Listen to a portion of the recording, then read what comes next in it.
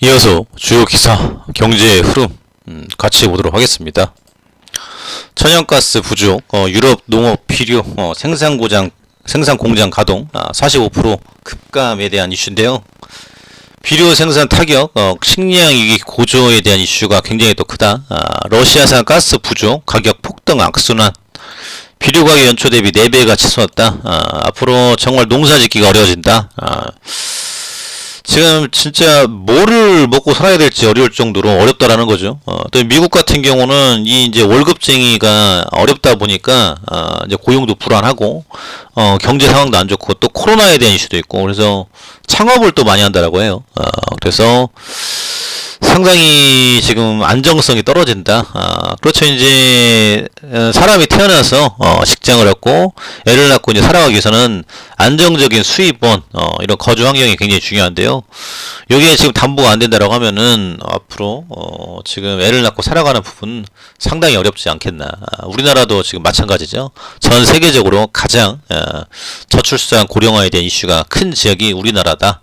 그래서 앞으로 윤석열 정부가 어떻게 끌어갈 것인지, 또 이제 저출산 또 위험에 대한 부분들 이걸 잡아나가겠다, 또 부처도 만든다라고 해요.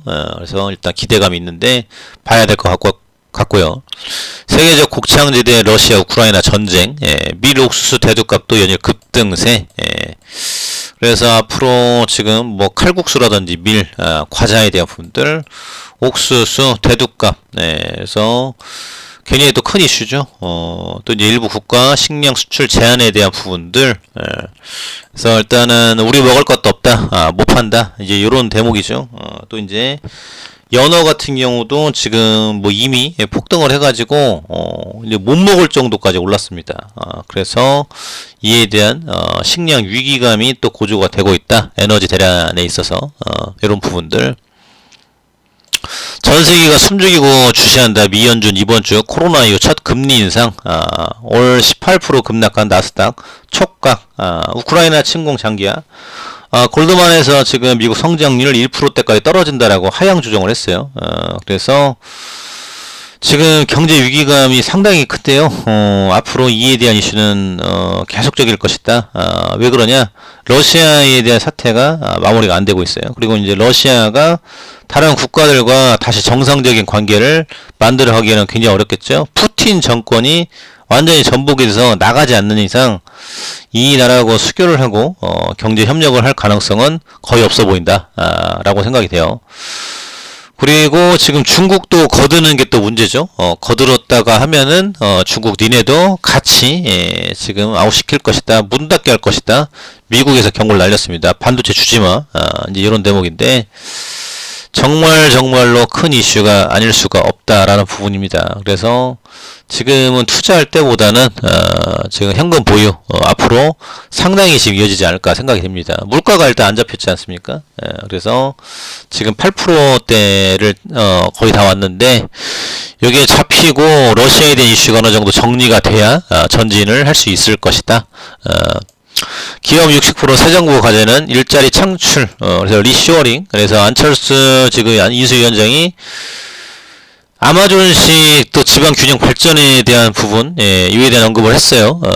그래서 지금 이제 아마존 같이 지방에 지금 기업을 지금 차릴 수 있게끔 세제 혜택을 주고 땅도 주고, 그래서 거기에 있는 지역 대학, 그래서 거기 있는 대학과 연계를 해서 아마존 학과, 물류유통학과 이런 걸로 해가지고 졸업과 동시에 채용을 시켜주는 이런 구조로 하겠다.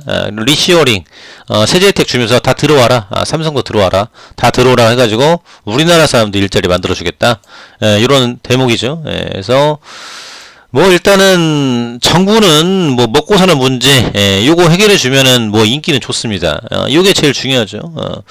민주당이 되냐 뭐 국민의힘이 되냐 이런 거 관심 없어요.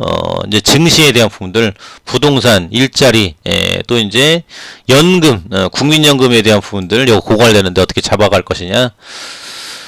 그리고 뭐 사회 갈등 조정, 정치 개혁 이런 것도 있지만 그렇게 막 중요하게 보진 않아요. 일단 먹고 사는 문제, 안정적으로 내가 내 가족 먹여 살릴 수 있는 부분들, 내 자식이 또 이제 대학도 가고 애도 낳고 살아갈 수 있게끔 주는 부분들, 미래 세대에 대한 희망을 심어주는 게 요것만큼 중요한 거는 없다라는 거죠. 예, 그래서 앞으로 이런 대목이고, 또 이제 메타버스에 대한 부분 이슈도 있죠.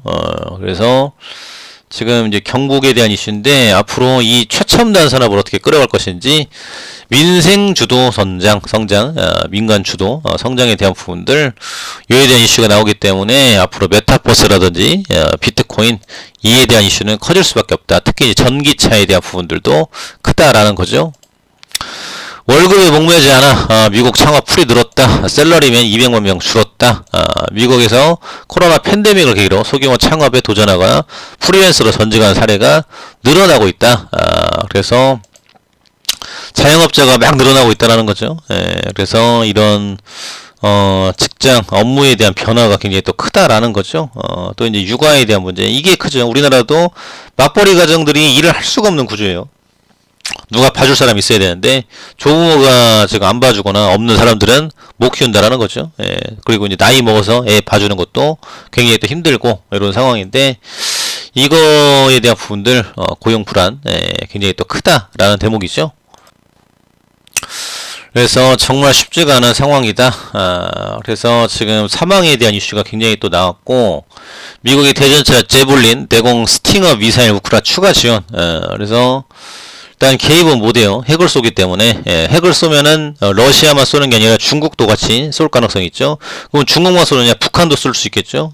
그래서 이 3차 대전 나오면은 핵전쟁으로 가서 모두 인류가 다 죽을 수 있기 때문에 지금 웃기는 상황이죠. 핵은 못 쏘지만은 다른 살상 무기로 죽이고 있는 상황이다. 그래서 핵 이외에 지금 군수 물자 이런 부분들이 굉장히 지금 팔리고 있다라는 대목입니다. 그래서 빨리 잡혀줘야 될 것 같고요.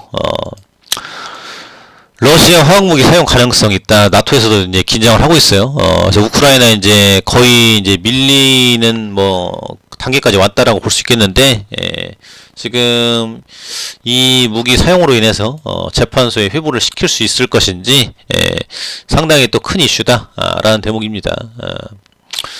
그래서 지금 모든 것이 다 쉽지 않은 상황이고, 코로나에 대한 부분도 지금 끝나지가 않았죠. 그래서 확진에 대한 이슈도 굉장히 또 크다.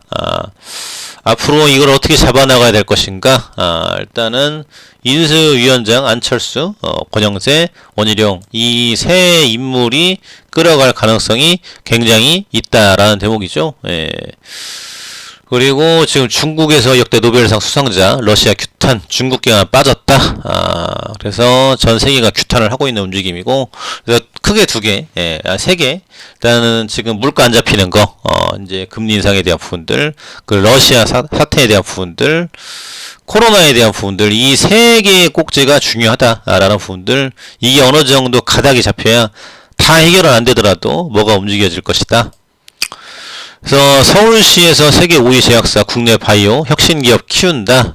그래서 BMS 제약에 같이 들어왔다라는 건데, 일단 이건 윤석열 정부하고도 맞물려가는 대목이죠. 또 이제 홍릉에 서울 바이오 허브를 만든다. 이것도 이제 오세훈 시장이 또 이제 밀고 있는 사업이기도 하고, 그래서 제약 바이오 업종 관련해서는 키워나가야 된다. 그래서 앞으로 다음 팬데믹을 대비한다라고 했습니다. 그러면은 당연히 지금 이에 대한 부분들 지원책이 강화가 될 것이고, 글로벌 제약사와 협력해 혁신 기술을 가진 국내 기업들과 기술기회 접점을 확대해 나가겠다. 그러면서 윤석열 당선인 제약산업 육성위에 스위스를 배우자. 한국보다 인구가 상당히 적지만 첨단 제약산업 구축한 스위스. 그래서 공약 집에서 백신 치료제 강국으로 도약시켜 한류시대를 열겠다. 그래서 쭉 나와있죠. 일자리 창출에도 생태계 조성에도 힘쓰겠다. 860만, 우리 서울시 인구보다 적어요. 노바티스 로슈를 가진 회사다. 파이프라인도 지금 350개가 넘으며 노벨상 배출 기관을 포함해서 1000여 개 이상. 그래서 아주 지금 우리가 배워야 될 국가인데, 이런 식으로 이제 만들어 가겠다라는 부분이죠.